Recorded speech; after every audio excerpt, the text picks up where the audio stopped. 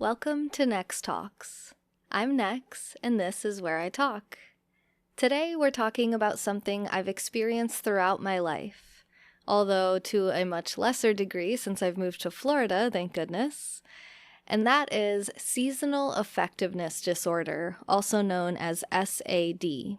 SAD is defined by the Mayo Clinic as a type of depression that is linked to changes in seasons, most often causing symptoms in the fall and winter months. My roommate's been having her own struggles with it too, so I apologize if this is not the most thorough and well put together episode I've ever done. I just feel like time is of the essence on this right now, and the sooner I get something out, the sooner I can hopefully help someone.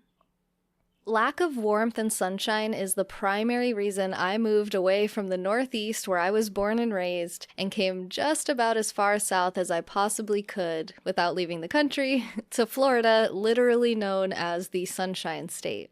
Even here, chillier temperatures and gray skies can impact my mindset and energy levels. I went to Pennsylvania for Thanksgiving for just 3 days, and it still took a week or more to bounce back from that freezing cold, dark weather. Wish me luck on my upcoming trip to New York for Christmas.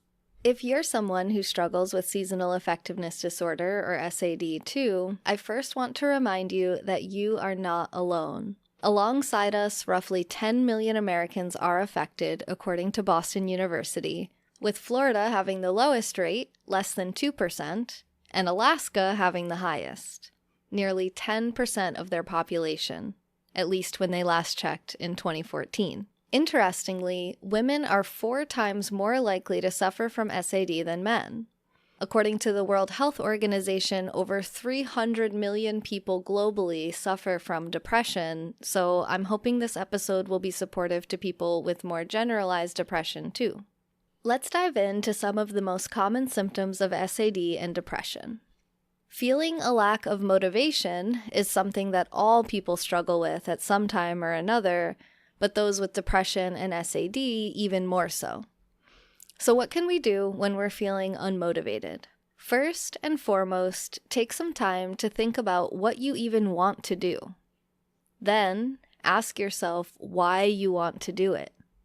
Start digging into your mental world and see what kind of thoughts and feelings are residing there.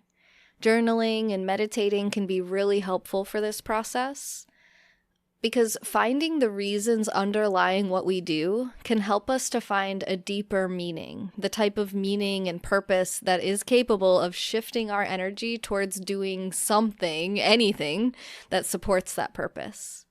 Please be patient with yourself, understanding that kindness and compassion towards yourself is critical in these times. Tiny, gradual baby steps are plenty. Seriously, doing just about anything is a win. Take moments to feel proud of yourself for doing even the tiniest things. I've heard it said that depression can't hit a moving target, and I think that sentiment is a pretty good one. Put all the energy you have towards getting moving. Simply taking a shower and doing some dishes can really help shift your energy.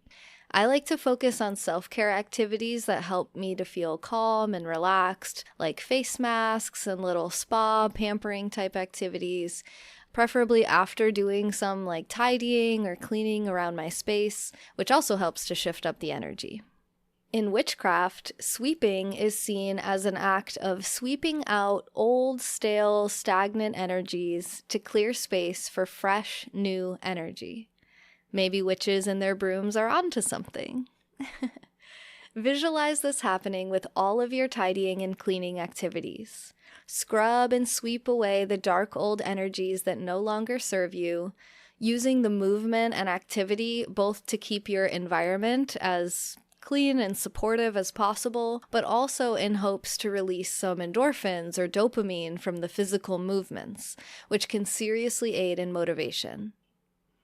You can also get rid of old clothing and items as another way to create some space for new energy, extending gratitude to each item as you let it go. Another really common symptom of depression and SAD is feelings of sadness, hopelessness, emptiness, or tearfulness.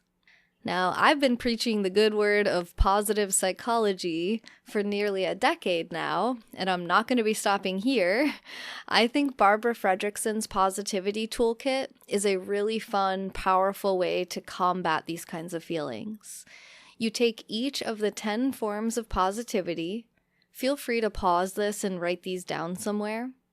Joy, gratitude, serenity, interest, hope, pride, amusement, inspiration, awe, and love. You take each one and gather a collection of items, images, activities, lists, etc. that bring you the associated feeling. For instance, if you chose interest, you might gather some books you want to read, or bookmark some interesting articles online, or create a queue of documentaries that look interesting. This gathering of things is your way of being proactive, being sure you have access to the things that bring you positive experiences when you need them. Then you can use them to counteract the dark feelings as soon as you notice them. I think it'd be fun to start putting together some of these kits on my live streams, so be sure to tune in after Christmas and join me in putting together these positivity toolkits as we bring in the new year. While we're on the subject, I think it's important to mention the power of community and having a healthy support system to lean on when times are tough. Connect with your loved ones. Be mindful of any tendency to self-isolate or procrastinate maintaining your relationships. We can't always wait until we need someone to reach out to them. We would do well to reach out regularly, showing that we care. It doesn't have to be every day, even week or every month. Just reach out to them when they come to mind. It has never been too long. Another benefit of this is that reaching out to check on others removes us from our own ruminations on our own problems. We can get outside of our own heads for a little bit as we open up our ears and hearts to others. We might find we're able to help them out in some way. There are very few things that help warm a cold soul like being able to help someone else. Look for volunteer opportunities in your area. Maybe you don't have to fix your problems directly. By helping others to fix theirs, you might paradoxically find yourself with some extra energy for your own. Did you know depression is also characterized by anger, irritability, and frustration? These feelings and energies are also common among people who are chronically lonely, which serves to further stress the importance of being connected with a variety of people in a community. Another one of my personal favorite practices to help ease uncomfortable feelings is meditation. It serves as a type of mental digestion, allowing me some time to slow down and witness the thoughts and feelings without acting on them immediately. Meditation also helps to improve my focus and to keep me more connected to my body and my breath. Martial arts have been shown to be uniquely therapeutic for helping men to process trauma and anger. Physical exercises and breathing exercises can both be helpful for channeling and dispersing feelings of anger and anxiety. Let's all do a simple one together now, one I do every day, usually multiple times, and that is simply 5 deep breaths. Let's take 5 deep breaths now.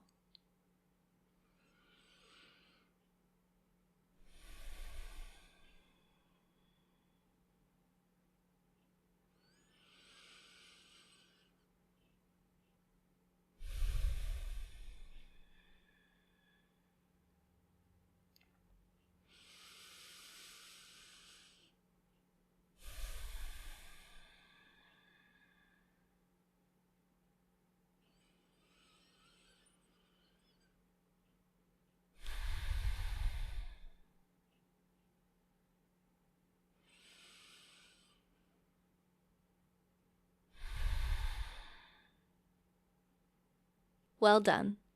Okay, back to the podcast.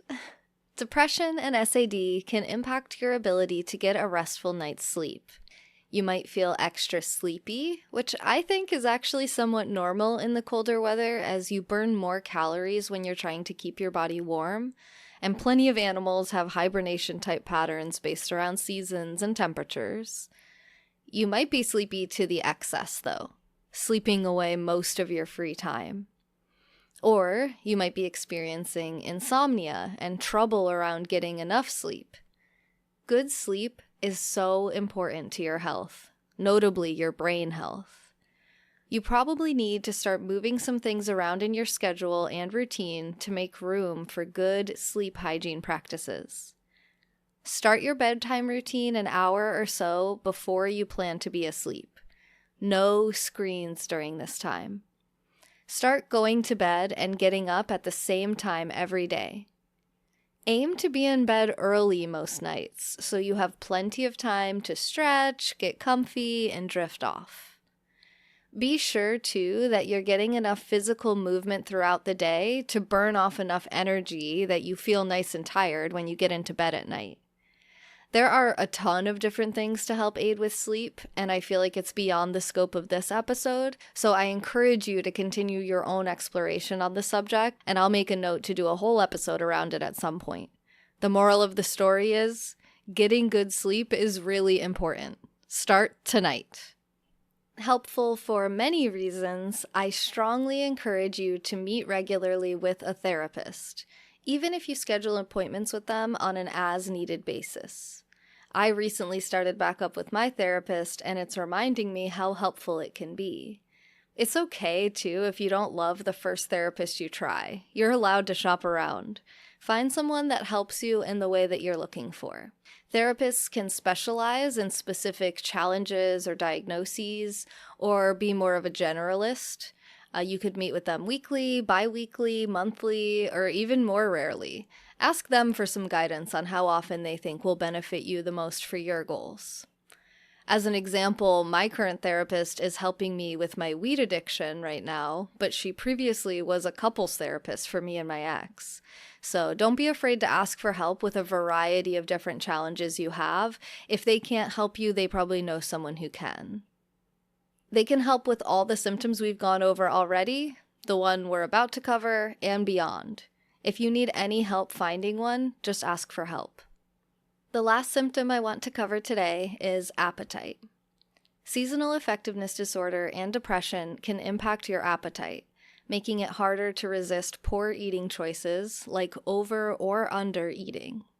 It might sound or feel silly, but I want you to start taking the time to plan out your self-care tasks that you sometimes neglect.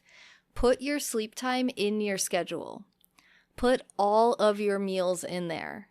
Be sure you have the necessary time, groceries, and budget in advance. The more we plan ahead, the less effort we have to put into the execution of the day-to-day. We can just follow the plan laid out before us, or at least try. At least there is a plan, so we can assess how much we are or are not sticking to it. My roommate and I get together every week and spend a few hours planning out the coming week. That's right, it takes a few hours every week, and if we didn't do it, I think we'd be really struggling. This helps us to reassess each week to see what's going well and what's not. Then we just adjust and adapt the coming days to better set ourselves up for success. This is the time to prioritize what's truly important too. There are only so many hours in the day, and until you sit down and look at it on paper, or on a screen rather, it's really hard to wrap your mind around that reality. I'll have like 20 things on my to-do list, and it's not only impossible to accomplish them in one day, but many times it would be Guinness Book of World Record setting to achieve them in a week. So by breaking things down hour by hour, I have a more realistic approach to my life, and this keeps me from overcommitting and overexerting, so I rarely face burnout. Now, I'm no better than you in any way. I have no special access to secret wisdom that's out of reach for you. I've just learned all these little life hacks to help me have the kind of life I want to have, and it's really working. I am amazed every day at how many blessings I have to be grateful for. In a lot of ways, it's a lot of good luck. And in some ways, I've worked hard to cultivate this positive energy, and it's given me a lot of amazingly positive outcomes. And it could do the same for you if you'd give it a chance. I know it might sound cringe or cliche, but who cares how it sounds if it really works? You don't have to do every single thing in this episode, and certainly not all at once. Just take what resonates the most with you today and run with that. Then you can come back and try something else. I'd love to hear from you too about the tools and strategies you use to keep the winter blues away.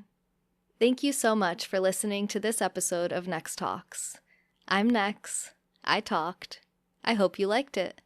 If you'd like to help me be able to keep sharing information like this, you can support me here monthly or directly on my website. If you'd like to add to this conversation, or if you have a different topic you'd like to hear me talk about, you can leave a comment or reach out to me on social media. Thanks again. Hope to see you on the next one.